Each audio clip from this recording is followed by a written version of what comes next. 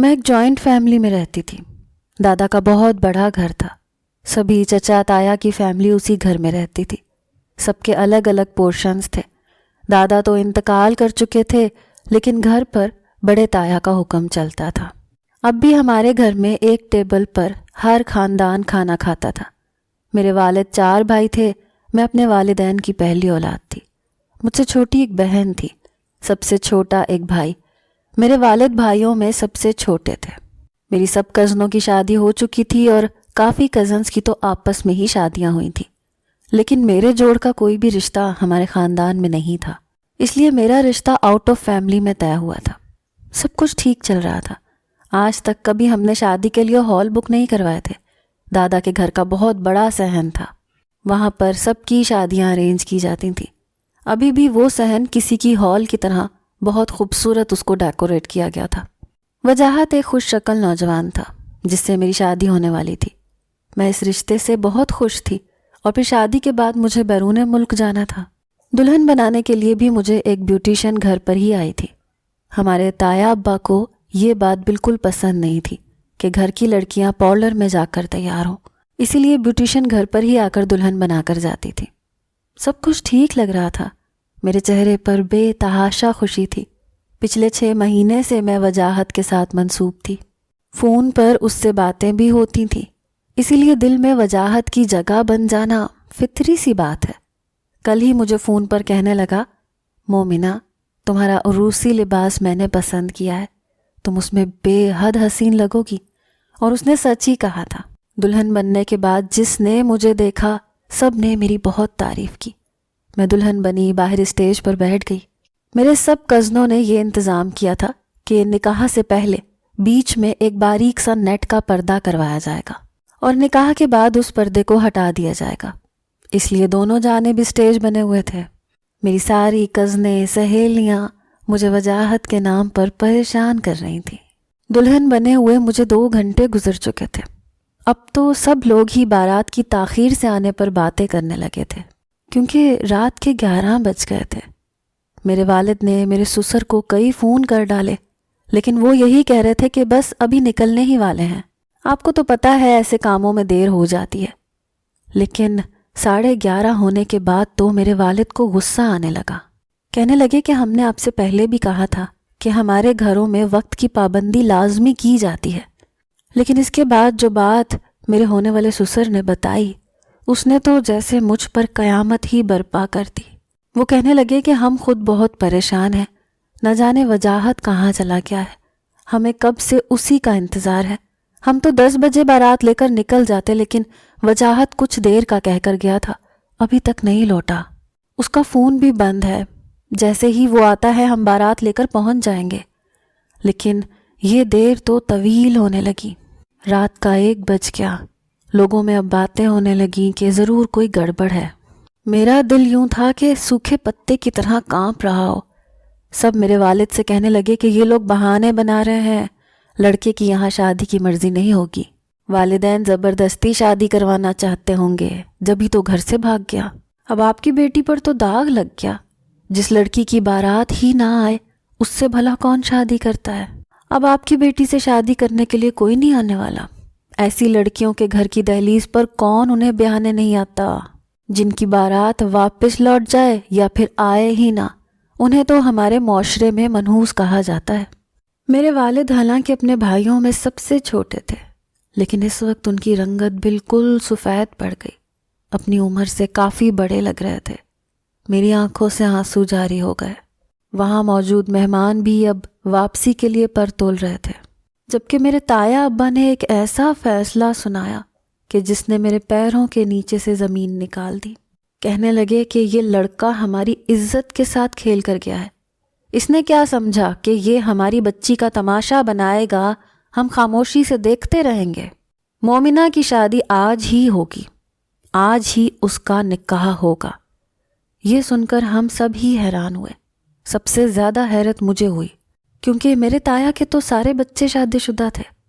تایا ابا کہنے لگے، مومنہ کا نکاح قاسم سے کیا جائے گا۔ یہ سن کر تو میرے ہوش اڑے تھے۔ جتنی میں حیران تھی اتنا ہی قاسم بھی تھا۔ وہ میرے والد سے بڑے بھائی کا سب سے چھوٹا بیٹا تھا، مجھ سے 5 سال چھوٹا تھا، مجھے بہن کی طرح سمجھتا تھا، مجھے اپیا اپیا کہتا تھا، ابھی محض 16 سال کا تھا۔ اس نے جب یہ سنا تو سب کے سامنے کہنے لگا، تایا ابا کیا ہو گیا ہے آپ کو؟ آپ کیسی باتیں کر رہے ہیں؟ مومنہ اپیا مجھ سے 5 سال بڑی ہیں، میں انہیں اپنی بڑی بہن کی طرح سمجھتا ہوں، میں یہ نکاح نہیں کروں گا، نہ ہی میری نکاح کی کوئی عمر ہے۔ اس کی بات 100% ٹھیک تھی، لیکن جب سے دادا کا انتقال ہوا تھا ہمارے گھر میں سب فیصلے تایا ابا ہی کرتے تھے۔ انہوں نے بری طرح سے قاسم کو ڈانٹ دیا، کہنے لگے خبردار، ہماری عزت کا معاملہ ہے، اس لیے چپ چاپ یہاں بیٹھو اور نکاح کرو۔ لیکن قاسم نے صاف انکار کر دیا۔ میں خود بھی یہ نہیں چاہتی تھی، میرا اس کا کوئی جوڑ ہی نہ تھا۔ قاسم کا انکار کرنا تھا کہ ایک زوردار تھپڑ میرے بڑے چچا نے قاسم کے منہ پر مارا، جو قاسم کے والد تھے۔ کہنے لگے تمہیں سمجھ نہیں آ رہی تمہارے بڑے ابا نے کیا کہا ہے؟ ہمارے گھر کی عزت کا معاملہ ہے، اگر تم نے مزید کوئی بکواس کی تو میں تمہارا حشر بگاڑ کے رکھ دوں گا۔ تمام خواتین سہمی کھڑی تھیں، مردوں کے فیصلے کے آگے کسی عورت کو بولنے کا اختیار نہ تھا۔ مگر تھپڑ کھانے کے بعد بھی اس نے یہی کہا کہ مجھے یہ زور زبردستی کا رشتہ منظور ہی نہیں ہے۔ چاہتی تو میں بھی یہی تھی کہ یہ نکاح نہ ہو، لیکن میرا تو تماشا بن چکا تھا۔ وجاہت نے تو مجھے ذلیل و خوار کر کے رکھ دیا تھا۔ فون پر تو مجھ سے بہت میٹھی میٹھی باتیں کرتا تھا، لگتا ہی نہیں تھا کہ یہ رشتہ اس کی مرضی سے نہیں ہوا یا زبردستی اس پر تھوپا گیا ہے۔ جو عین ٹائم پر وہ بھاگ گیا۔ میرے چچا نے قاسم کو بہت مارا، یہاں تک کہ اس کے ناک سے، اس کے ہونٹ کے قریب سے خون بہنے لگا، چہرے پر مکے گھونسے اس کے چہرے پر نیل پڑ چکے تھے۔ مجھے اس پر ترس آنے لگا، لیکن میں زبان سے انکار کا حق نہیں رکھتی تھی کہ خود سے انکار کر سکتی۔ روتے ہوئے اس نے نکاح کیا تھا۔ میں بالکل بے جان بت کی طرح تھی۔ وہ تو شاید اختلاف کا حق بھی رکھتا تھا، لیکن ہمارے ہاں لڑکیوں کو تو بولنے کی اجازت تک نہ تھی، اس لیے میں نے کوئی بھی ایسا لفظ نہیں کہا جو کہ میرے اور میری خاندان کی عزت کو سب کے سامنے تماشا بنا دیتا۔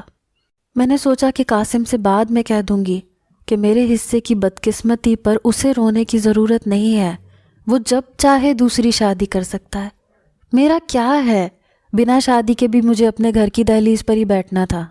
اب قاسم کی بیوی بن کر ایک نام نہاد رشتہ لے کر اس کے گھر پر بیٹھ جاؤں گی۔ نکاح کے وقت مولانا صاحب نے کہا کہ یہ لڑکا تو مان نہیں رہا، یہ زبردستی کی شادی ہے، تو میرے چچا کہنے لگے کہ اس بے وقوف کو کیا پتہ ہے کہ اس کے لیے کیا بہتر ہے اور کیا نہیں، ویسے بھی یہ ابھی 18 سال کا نہیں ہوا ہے، اس لیے اس کا ولی ہونے کے ناطے میں اس کا فیصلہ کرنے کا حق رکھتا ہوں۔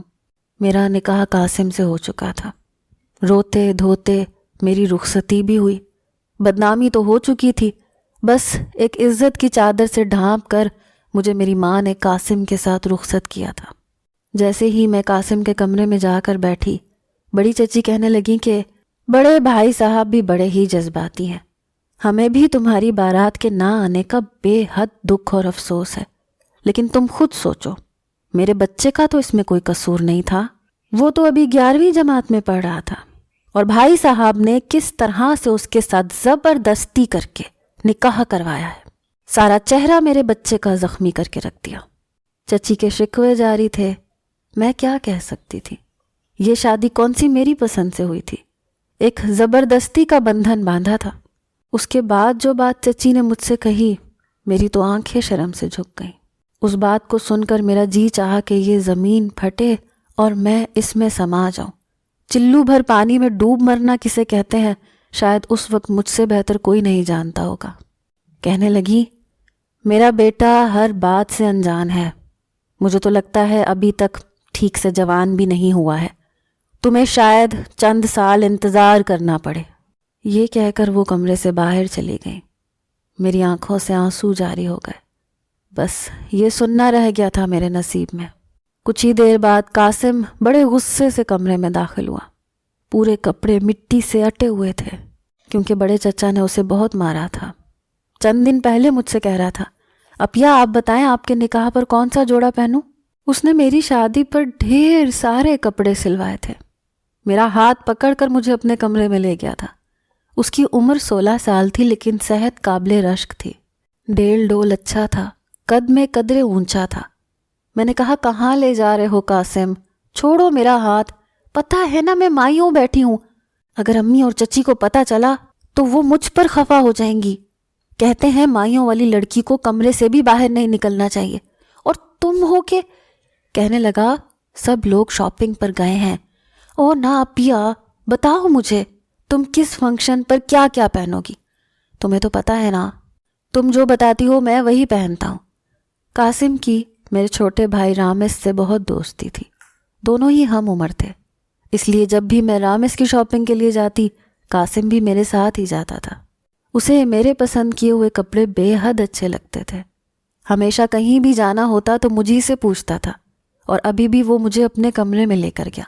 اپنا وارڈروب کھول کر سارے ہینگر کیے ہوئے کپڑے اس نے بیڈ پر پھیلا دیے، پھر مجھ سے پوچھنے لگا بتاؤ نا اپیا تمہاری بارات پر کیا پہنوں؟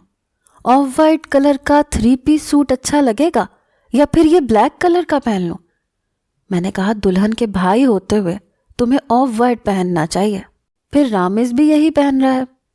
میری بات سن کر وہ مسکرانے لگا، کہنے لگا ٹھیک ہے، پھر اس سوٹ کو اپنے ساتھ لگا کر خود کو آئینے میں دیکھتے ہوئے کہنے لگا دیکھ لینا دلہا سے زیادہ اسمارٹ لگوں گا میں۔ اپنی فرضی کالر کھڑا کرتے ہوئے مجھے تنگ کرنے لگا۔ میں نے کہا اپنا منہ دھو لو، دلہا سے زیادہ اچھا لگوں گا۔ میں نے منہ ٹیڑھا کرتے ہوئے اس کی نقل اتاری اور واپس اپنے کمرے میں جا کر بیٹھ گئی، لیکن مجھے کیا پتہ تھا کہ میری قسمت میں یہ سب ہونے والا ہے۔ قاسم کمرے میں آتے ہی مجھ سے چلا کر بات کرنے لگا، کہنے لگا اپیا مجھے امید نہیں تھی کہ تم چپ چاپ نگاہ کر لو گی، انکار کیوں نہیں کیا تم نے؟ یہ بات اس نے چلاتے ہوئے کہی تھی۔ میں نے کہا کیا تمہاری کسی نے سنی تھی قاسم؟ ہمارے بڑے بزرگ کب ہماری بات کو اہمیت دیتے ہیں؟ تمہارے انکار کرنے پر کیا ملا تمہیں؟ جو شکل دیکھو اپنی آئینے میں، جو حال تمہارا ہوا ہے نا یہی میرا بھی ہوتا، اور اس کے باوجود بھی پھر بھی تایا ابا ہمارا نکاح کروا دیتے جیسے اب کروایا ہے۔ میری بات سن کر کہنے لگا اللہ کرے تایا ابا مر جائے، ایسا بھی ہوتا ہے کہیں؟ بارات تمہاری نہیں آئی، دلہا تمہارا نہیں پہنچا، اور نکاح میرا پکڑ کے کر دیا؟ کیا یوں بھی زبردستی رشتے کیے جاتے ہیں؟ میری کوئی عمر ہے کیا شادی کی؟ میں نے تمہیں ہمیشہ بڑی بہن کی طرح سمجھا ہے، اپیا کہتا ہوں تمہیں، تایا ابا کو شرم بھی نہیں آئی کہ وہ کیا کر رہے ہیں، پکڑ کے مجھے اپنی بہن کا شوہر بنا دیا۔ لعنت ہے ہمارے گھر کے بزرگوں پر۔ بات تو اس کی ٹھیک تھی، میں نے کبھی رامس میں اور قاسم میں فرق نہیں سمجھا تھا۔ وہ تو مجھ سے ٹیوشن پڑھنے آیا کرتا تھا، کان تک میں اس کے کھینچ دیتی تھی جب وہ ٹیسٹ یاد نہیں کرتا تھا، اور اب تایا ابا کے جذباتی فیصلے نے تو ہمیں ایک دوسرے سے نظریں ملانے کے قابل نہیں چھوڑا تھا۔ دوسری جانب میرے دماغ میں تو ابھی تک یہ الجھن نہیں سلجھی تھی کہ آخر وجاہت نے میرے ساتھ ایسا کیا تو کیوں کیا؟ کیوں اس نے میری زندگی برباد کر کے رکھ دی؟ میں یہی سوچ رہی تھی جب قاسم کی آواز پر چونکی۔ قاسم نے کہا یہ تکیہ پکڑیں اور جا کے صوفے پہ سو جائیں، کیونکہ مجھے بیڈ پہ سونے کی عادت ہے۔ میں نے تکیہ پکڑا، صوفے پر جا کر لیٹ گئی۔ کیا کچھ خواب نہیں سجائے تھے میں نے اپنی شادی کے، بنا کوئی وجہ بتائے بڑی کڑی سزا دی تھی مجھے وجاہت نے۔ اگلے روز رات کو تایا ابا نے قاسم کو اپنے کمرے میں بلایا تھا۔ 2 گھنٹے بعد وہ کمرے میں واپس آیا، بڑے غصے میں تھا۔ میں نے کہا کیا کہا ہے تایا ابا نے تم سے جو اتنے غصے میں ہو؟ کہنے لگا سالا بڈھا سٹھیا گیا ہے اس عمر میں، لیکن میں وہ سب کبھی نہیں کر سکتا جو تایا منصور علی چاہتا ہے۔ قاسم اس قدر غصے میں تھا کہ تایا ابا کے بارے میں بات کرتے ہوئے سارے لحاظ بھول گیا۔ میں نے کہا قاسم ادھر بیٹھو۔ میں نے اس کا بازو پکڑا، صوفے پر بٹھا دیا، پانی کا گلاس اسے دیا۔ پانی پینے کے بعد وہ کچھ نارمل ہوا۔ میں نے کہا اب بتاؤ کیا کہا ہے تم سے تایا ابا نے؟ کہنے لگا کہ کہتے ہیں کہ اگلے ہفتے تمہارا ولیمہ ہے، اس لیے اپنا ولیمہ پکا کرنے کے بارے میں سوچو۔ اس کی بات سن کر تو مجھے بھی تایا ابا کی سوچ پر افسوس ہوا تھا۔ قاسم کی حالت ایسی تھی کہ ابھی رو دے گا۔ میں نے کہا تم بے فکر رہو، ہم ایسا کوئی بھی رشتہ نہیں نبھائیں گے۔ وہ کہنے لگا میں نبھا بھی نہیں سکتا، میں سوچ رہا ہوں یہاں سے بھاگ جاؤں اپیا، پلیز سب کو سمجھائیں، ان سب کی باتیں مجھے پاگل کر دیں گی۔ وہ 16 سالہ لڑکا رشتے کی نوعیت کو ہی نہیں سمجھ پایا تھا، اور ہمارے گھر کے بزرگ اس سے جو کہہ رہے تھے وہ سراسر غلط تھا۔ میں نے اس سے کہا تم تایا ابا سے کچھ مت کہنا، سب کے سامنے یہی ظاہر کرنا کہ ہم دونوں میں سب کچھ ٹھیک ہے، بس کمرے میں ہم ایک اچھے دوست کی طرح رہیں گے جیسے پہلے رہتے تھے۔ وہ میری بات سن کر مان گیا، لیکن جب چند دن کے بعد وہ کالج جانے کے لیے تیار ہوا تو تایا ابا کا ایک نیا حکم صادر ہو گیا۔ کہنے لگے کہ قاسم آج کے بعد کالج نہیں جائے گا۔ سبھی ناشتہ کر رہے تھے، میں قاسم کے ساتھ ہی بیٹھی تھی۔ کہنے لگا کیوں تایا ابا؟ میرے پیپر ہونے میں بس چند ماہ رہ گئے ہیں۔ وہ کہنے لگے اب تم شادی شدہ ہو، تمہارے سر پر مومنہ کی ذمہ داری آ چکی ہے، اس لیے آج سے تم ہمارے ساتھ فیکٹری جاؤ گے، تمام ورکرز سے کام کرواؤ گے، باقی کے معاملات بھی تمہیں فیکٹری کے جا کر بتا دیے جائیں گے۔ پہلی بار میں نے تایا ابا سے اختلاف کیا تھا۔ میں نے کہا بڑے ابا یہ زیادتی ہوگی، آپ نے جو فیصلہ ہمارے لیے کیا وہ ہم قبول کر چکے ہیں، لیکن پلیز قاسم کو اپنی تعلیم مکمل کرنے دیں۔ میری بات سن کر تایا ابا مجھ پر بھڑکنے لگے، کہنے لگے ہمارے ہاں لڑکیوں کو ایسی اجازت نہیں ہے کہ وہ بزرگوں کو مشورے دیں، اسے پڑھنا ہے تو پرائیویٹ پڑھ لے، لیکن آج سے یہ فیکٹری جائے گا۔ قاسم کالج کے بجائے فیکٹری جانے لگا۔ مجھے قاسم کے بارے میں سوچ کر بہت دکھ ہوتا تھا، اس بیچارے کی ساری آزادی ختم کر دی گئی تھی۔ رامز بھی اسی کی عمر کا تھا، کالج جاتا تھا، دوستوں کے ساتھ کرکٹ کھیلنے جاتا تھا، لیکن قاسم کی زندگی یکسر بدل چکی تھی۔ فیکٹری سے وہ سب مردوں کے ساتھ رات کو واپس لوٹتا تھا۔ اسے پڑھنے کا شوق تھا، اس لیے کھانا کھاتے ہی کمرے میں چلا جاتا، اپنی کتابیں کھول کر بیٹھ جاتا۔ میں جب گھر کے کاموں سے فارغ ہو کر کمرے میں آتی تو وہ بیزاری سے سارے بیڈ پر کتابیں بکھیرے بیٹھا ہوتا تھا۔ مجھے دیکھ کر کوفت سے کہنے لگتا تم جلدی کمرے میں نہیں آ سکتی، اب جلدی سے مجھے یہ سمجھاؤ نا اپیا، یہ سوال کیسے ہوگا؟ میں نے M.Com کیا تھا اور قاسم بھی وہی پڑھ رہا تھا، اس لیے رات کو میں اسے پڑھانے لگتی تھی تاکہ وہ پیپرز اچھے دے سکے۔ جن دنوں قاسم کے پیپرز تھے، بڑے چچا کے کہنے پر قاسم کو فیکٹری سے بس اتنی سی چھٹی ملتی تھی کہ وہ جا کر پیپر دے سکے۔ ان دنوں قاسم آدھی آدھی رات تک جاگ کر پڑھتا رہتا تھا، اور مجھے بھی اس کی تیاری کروانے کے لیے رات بھر جاگنا پڑتا تھا۔ ایک بار وہ بیڈ کے کراؤن سے ٹیک لگائے کتاب پکڑے یاد کر رہا تھا، مجھے بھی شدید نیند آ رہی تھی۔ مجھے تھا کہ یہ آخری سوال بھی وہ یاد کر کے مجھے سنا دے تو میں بھی جا کر صوفے پر لیٹ جاؤں، لیکن شاید قاسم بھی نیند کی شدت کی وجہ سے اونگنے لگا تھا، اس لیے بے اختیار میری گود پر گر گیا اور وہیں پر سر رکھے سو گیا۔ میں جو آنکھیں موندے اس انتظار میں تھی کہ اس کی تیاری مکمل کروا کے سو جاؤں گی، قاسم کی اس بے اختیار حرکت پر بری طرح سے چونکی تھی۔ وہ نیند کی شدت کی وجہ سے میری گود میں سر رکھ کر سو چکا تھا۔ میں نے اسے پکارا بھی، لیکن وہ شاید گہری نیند میں جا چکا تھا۔ پہلی بار میرا دل بڑی تیزی سے دھڑکا تھا۔ میں نے اسے پیچھے کرنا چاہا، لیکن چونکہ وہ ڈیل ڈول کا اچھا تھا، اس لیے میرے ہلانے جلانے پر ذرا بھی نہیں کھسکا۔ مجبوراً مجھے بیٹھنا پڑا۔ میں بیڈ کے کراؤن سے ٹیک لگائے سونے کی کوشش کرنے لگی، لیکن رات گہری نیند میں مجھے بھی ہوش نہیں رہی۔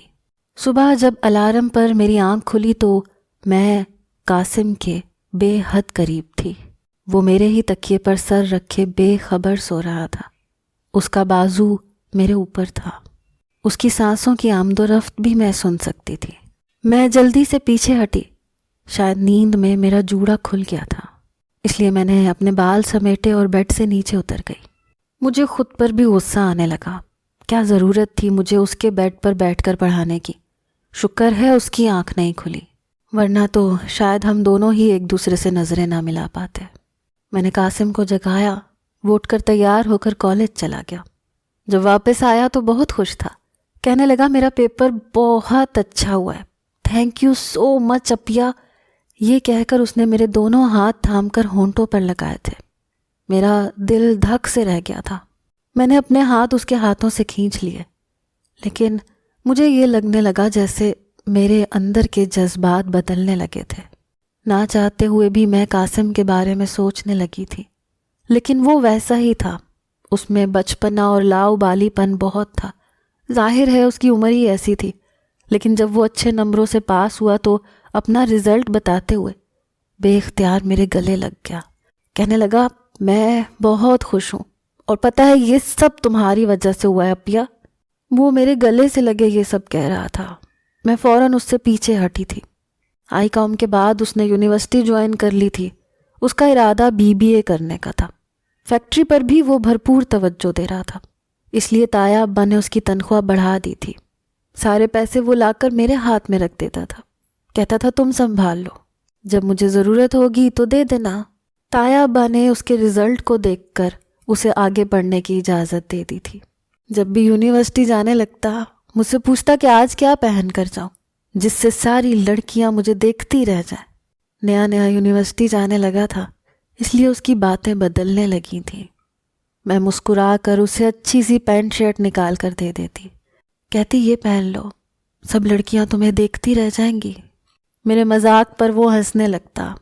پچھلے چند ماہ سے قاسم کے چہرے پر ایک الگ سی رونق نظر آنے لگی، بہت خوش رہنے لگا۔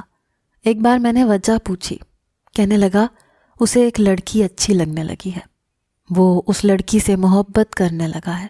یہ سن کر میرا دل بجھ سا گیا، لیکن یہ بھی سچ تھا کہ میں جانتی تھی کہ وہ میرے لیے ایسے کوئی جذبات نہیں رکھتا جو میرے اور اس کے رشتے کا تقاضا تھے۔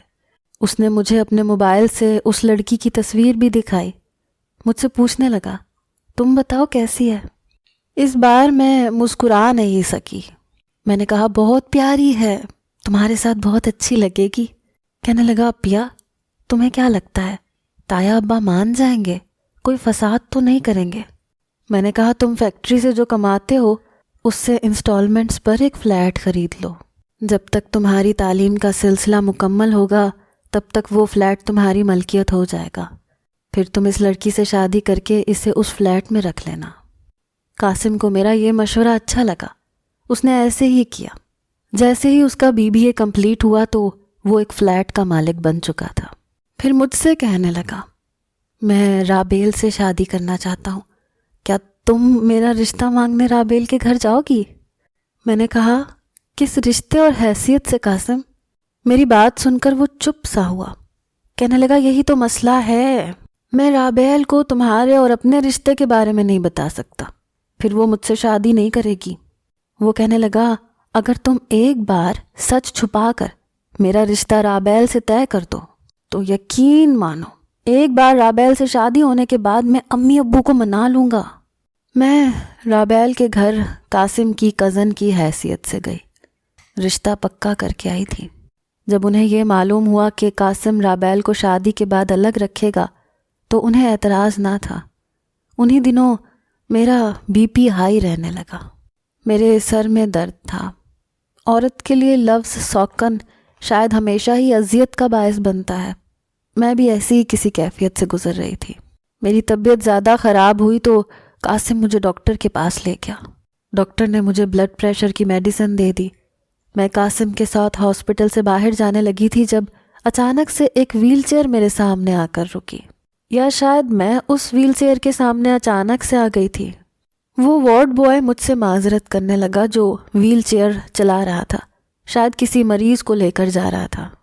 جیسے ہی میری نظر اس مریض پر پڑی میرے ہوش اڑ کر رہ گئے۔ ویل چیئر پر بیٹھا شخص وجاہت تھا جو مجھے حیرت سے دیکھ رہا تھا۔ مجھے دیکھتے ہی ویل چیئر سے کھڑا ہو گیا، کہنے لگا مومنہ تم؟ میں نے کہا مر گئی مومنہ، مار دیا تم نے اسے۔ میں نے تمہارا کیا بگاڑا تھا وجاہت جو تم نے مجھے اتنی بڑی ذلت دی؟ اگر مجھ سے شادی کا ارادہ نہیں تھا تو مجھ سے منگنی کیوں کی تھی؟ میں رونے لگی۔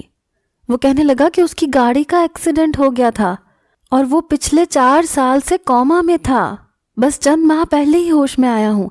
جب ہوش آیا تو پتہ چلا کہ تمہاری شادی ہو گئی ہے۔ میں نے کہا شادی نہیں، بربادی۔ میرے گھر والوں نے اپنی عزت بچانے کی خاطر میری شادی مجھ سے 5 سال چھوٹے کزن سے کر دی۔ میرے ساتھ ساتھ اس کی بھی زندگی برباد کر دی۔ قاسم کو دیکھ کر وہ کہنے لگا، مومنہ میں آج بھی تمہیں اپنانے کو تیار ہوں، خدا کے لیے توڑ دو اس رشتے کو، میں تمہیں بہت خوش رکھوں گا۔ میں نے کوئی جواب نہیں دیا۔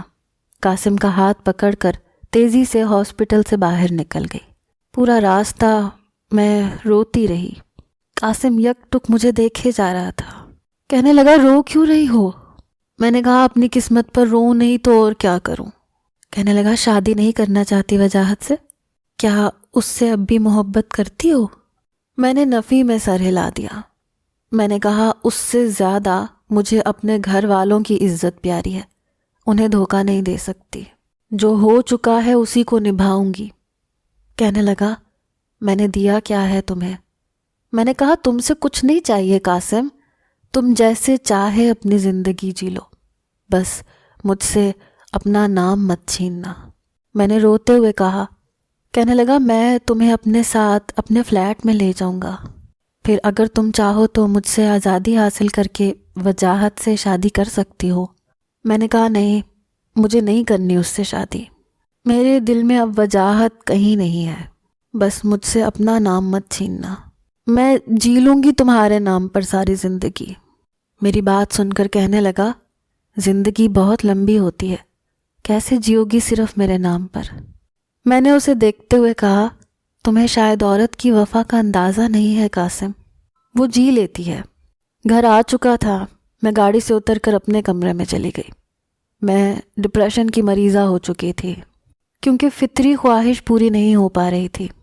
قاسم بہت جلد رابعہ سے شادی کر لیتا، پھر تو شاید مجھے اپنی شکل بھی نہ دکھاتا۔